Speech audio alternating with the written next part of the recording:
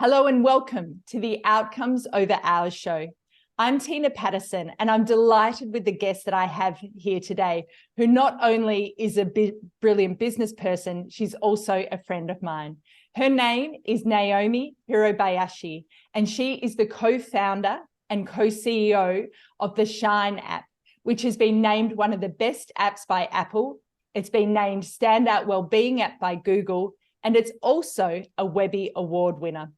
Shine's inclusive approach to mental health has also been featured on several outlets, including CBS, CNN, and the Wall Street Journal. In 2022, the Shine app was acquired by Headspace. So, Naomi, welcome to the Outcomes Over Hours show. Thank you so much, Tina. It means so much to be here with you. I always love our conversation, so I'm really grateful that we have time today. Fabulous. Well, you've had an amazing career, particularly being the founder of a very successful startup there. I'd love to hear and for you to share with viewers, how has your leadership style changed over your career? It's a great question. One of the reasons that Mara and myself co-founded Shine was because we felt like when we looked at conversations around mental health, conversations around leadership, women and women of color, there was a missing piece of kind of authentic, compassionate leadership that now I think has become a lot more mainstream. But when we had the idea for Shine, the idea was 2015, and then we launched in 2016. There really wasn't a lot of examples that we really saw where we could see ourselves in those people, where we felt connected or felt like, oh, that's, kind of where I want to be. And so I would say how my leadership style has evolved through the years is I feel really grateful that through the opportunity with Shine, we were able to test out our own style. I think when you're first starting out, there's a lot of pressure to read the books, listen to the podcasts, try to take a template that exists at somebody else's or is a culmination of a lot of different people's version and just put it on as a uniform. Yeah. But the reality is, I think particularly for more marginalized or underrepresented people, be it women of color in the workspace, it doesn't always work, right? We're relying on old narratives and old leadership examples that might not feel as authentic to us.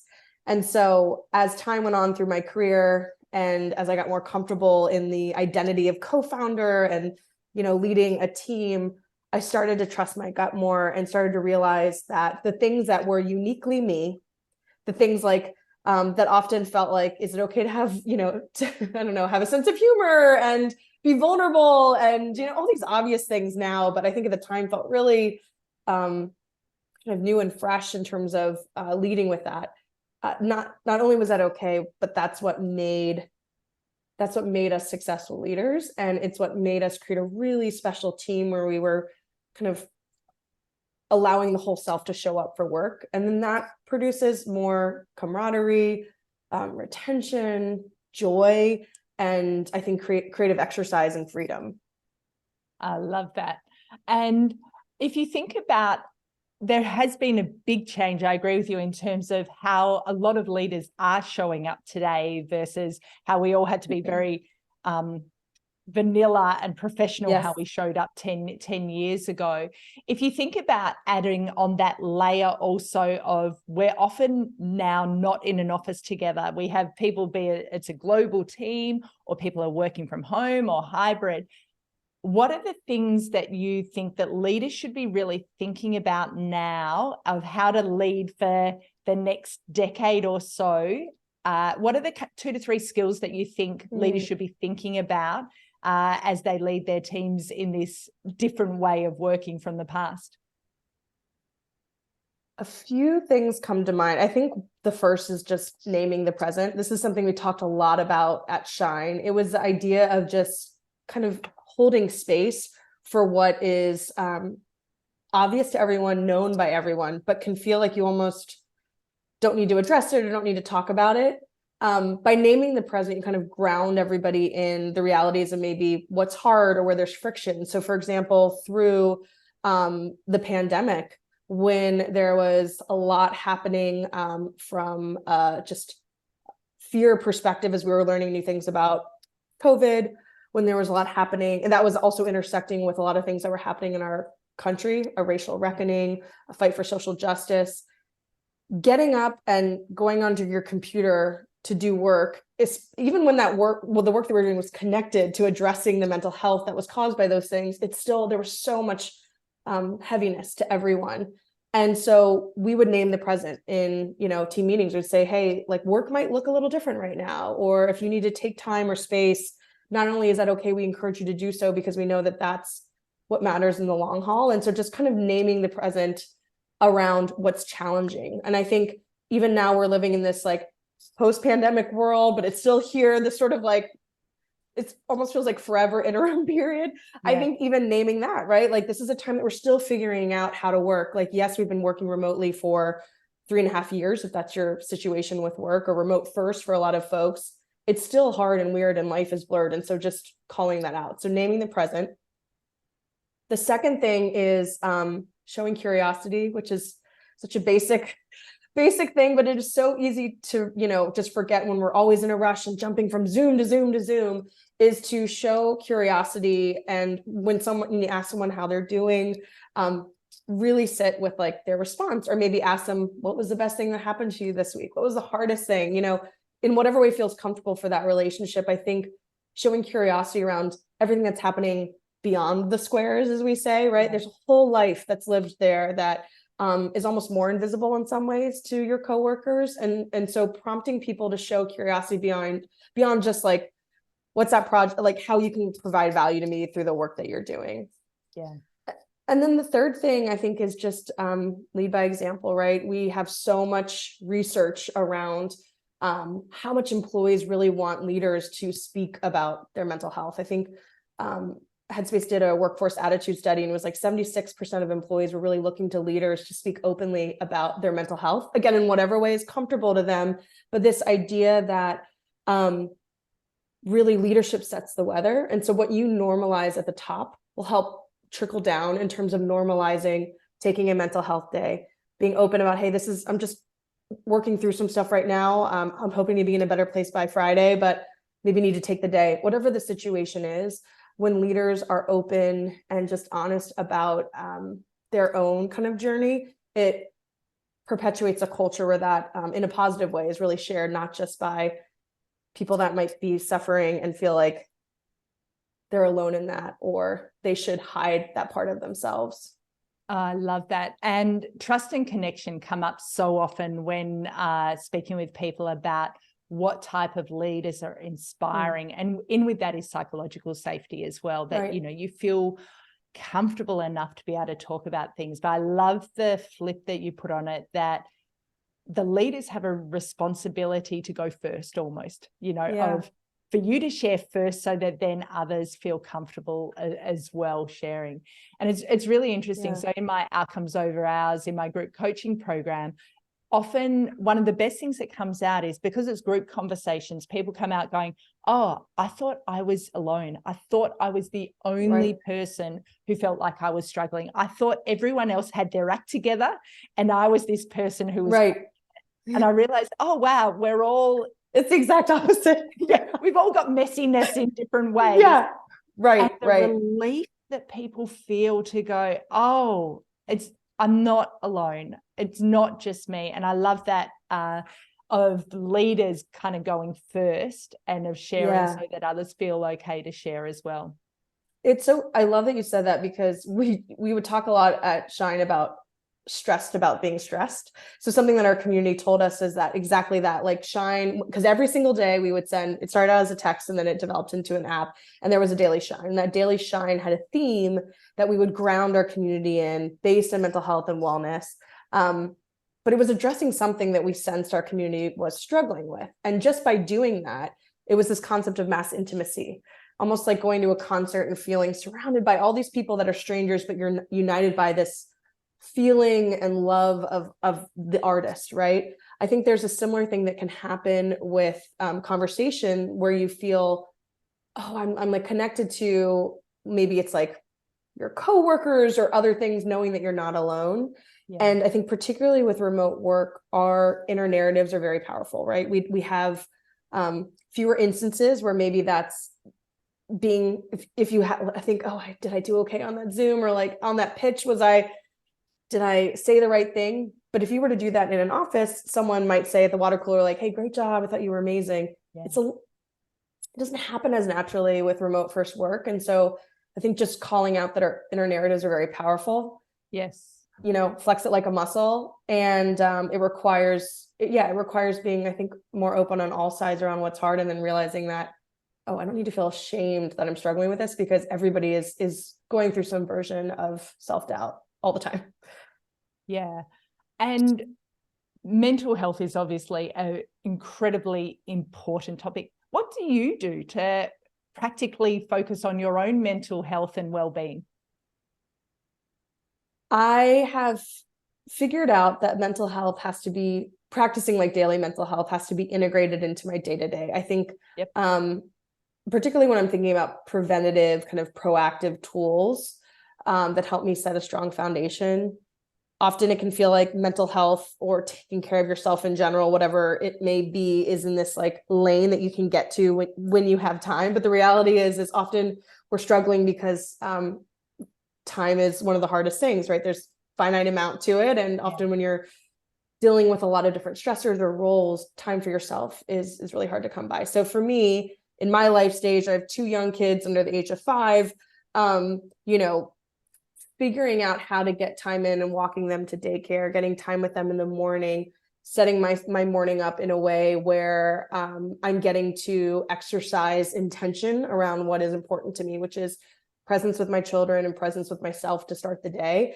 But I've realized, like, if I try to like make up that walking time or whatever later in the day, the excuses or the barriers to get to that can come up really, really quickly. And so that early start is key. And then for myself, it's really basic, but 5-minute journal has been something, it's the thing I've done the most, I've been most committed to through all of Shine, the last 7 years. Its brevity is really powerful. It's just a few prompts, but I read somewhere that gratitude and anxiety cannot coexist, like neurally. And so our ability to kind of override anxious thoughts, particularly right when you get up in the morning and evening wind down, those kind of bookends to your day, has been really powerful. I love that. Yeah. So I have a journal also that I use, and it's really simple. So mine, and I'm interested to hear what type of things you journal. Mine actually has a couple of questions. So it goes through, what are you grateful for today? What's your number one goal for today? And then the last one is, what will make today great? And I love that, because I think, so what am I looking, and some days I look at what's on my calendar and think, oh, there's nothing that really stands out. And so I go, okay, let's create. What can I think about that can make today great? And so that daily practice absolutely helps. So I'm interested, what type of things do you focus on when you're journaling? The prompts are, what are you grateful for today? I think it's similar around like, what would make today a good day? What would make today great? Affirmations. I find it so powerful because our brains, in a beautiful way, are wired for autopilot. It makes navigating this world as a human a little bit easier, but you have to figure out ways to override that. And I found that journaling really helps so much, because and we've talked about this before, inundated with requests, right? All the things that are coming to us all the time. And we could just be responding to everybody else's, priorities. This is a lot that's talked about in that book, Essentialism, that I found so helpful, right? It's like, if you're just responding to everybody else's like essential things, there's nothing that you're getting done on your own. And it can be a hard thing to navigate, because we only have, we have the things that we can control and the things that we can't. But act over react is one of the biggest Shine messages that our community really loved. If you can set your time up in the morning where you're focusing on, okay, what can I act on? That way it's almost like a anchor that you can anchor to throughout the day. And when things are bombarding you, you're able to say, okay, like, what are the 3 things, or what's the one thing I want to get done today that, I can get pulled back to? Because without that, I mean, all of a sudden it's end of day and you're like, wait, what did I do? And you did you did a million things that like don't matter. Yeah, because we're really good at feeling like we're getting through the things, and also just giving ourselves grace, right? Just being kind. And that's where evening, I think journaling is really helpful, because a narrative that I think a lot of us can have, I know I have sometimes, is like, oh, you're behind, you're constantly behind, you didn't get through the things that you needed to. And then when I actually journal out like all the things I got through, or a meaningful experience, I'm taking inventory of the things I actually experienced. It doesn't always have to be like achieved or got done, but just experienced. But without doing that, my brain would probably just forget it the next day and, continue on that narrative. I love that. I love that. And as you know, my whole focus is on how can leaders achieve extraordinary outcomes without burnout? Yes. And so one of the big things is, how do you work smarter? So what's the best, most practical advice you've ever received and acted on how to work smarter? And I love like the outcomes over hours belief and just framework. I think one of the biggest things that I try to focus on is sustainability and the whole pie. So like my husband and I will have regular conversations where we'll say guilt, right? Guilt is a very powerful detractor from moving forward. And so through the years, I realized I'm doing my best. I'm getting done what I can, and kind of those grounding affirmations helps me look not just on the day, but like, okay, if I'm working towards these like three big outcomes by the end of the month or the end of the quarter, end of the week, I can kind of give myself grace when I'm working towards it in a way that kind of is humanly possible. Because I think what can happen sometimes is when you are not giving yourself grace, or you're just viewing yourself by like, okay, what did I get done today? You can get stuck in being really hard on yourself, and then that limits actual like productivity moving forward. Can I add one more thing, Tina, too? I can absolutely start this. Okay. Something that's really helped me figure out how to work towards outcomes and like work smarter is also understanding your own rhythm, right? Like there's all the blogs about people who get up at 4 a.m. and that's how they start their day. And there's people that are like night owls, and everyone's got a different approach. But there is, particularly in the startup space, sort of that like hustle culture, sleep when you're dead, working all hours kind of narrative that I think we're starting to reject, which is great for mental health.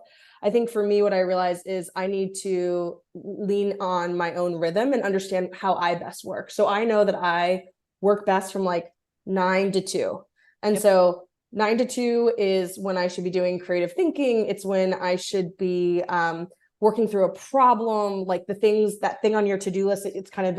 It's complex, so you've held off on doing it. Like jump into that between 9 and 2, or important meetings or pitches. After 2, I'm starting to fade. And I think I'm an early-ish person, but with kids, realistically, I'm not going to be able to like be on super early. And so just listening to what works for me, and as much as I can, kind of planning my day around that. And it can be difficult because, people are in a variety of different work environments. So it can be hard sometimes to flex your own autonomy. But I think wherever you can, based on the culture that you're at and your manager or leader or vice versa, like really speaking to your own needs and understanding how you work, I think can be a really powerful way to show how intentional you are, and also to set boundaries. Oh, perfect. And you mentioned one of my favorite words there, intentional, to really think through, how do I do my best work? What does that look like? And I don't have to do it the way everyone else has done it or how it's been done in the past. Right. I love that. Exactly. Amazing. So Naomi, to wrap up, I would love to do some rapid fire questions. Are you up for it? Yes, let's do it. Fantastic. So the first one is, what is the best thing you've purchased for under about $100 over the last few years? The 5-minute journal that has helped ground me day in and day out because of its brevity. Oh, perfect. Yeah, that's a wonderful one. And what about the book that you have either recommended or gifted the most to other people? Pema Chodron, How We Live is How We Die, which is an intense title, but she's a Buddhist author, and talks a lot about getting comfortable with the new stages of life. So cycles of life, new beginnings, death of certain eras, restarting, and how that makes us understand our mortality more, feel more alive by sitting with the cycles of life. So it's intense but beautiful. And I just think she's a fantastic writer that makes a lot of theories feel really like accessible and tactical. Amazing. Can you give me the title again? Yes. How We Live is How We Die. How We Live is How We Die. Fabulous. Yeah. I haven't heard of it, so it's a good one Yeah. to add to the list.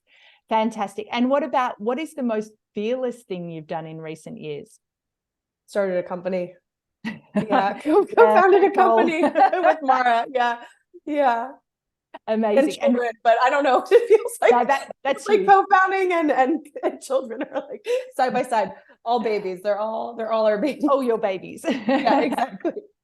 And finally, Naomi, to finish up, what does outcomes over hours mean to you? Outcomes over hours means this quote that is not mine, but I love. Don't make making a living prevent you from making a life. Yeah. Oh, beautiful. Well, Naomi, it has been an absolute pleasure having you on the Outcomes Over Hours show. Thank you so much for being my guest today. Thank you, Tina, so much for having me. I really, really appreciate the time and all the thoughtful questions.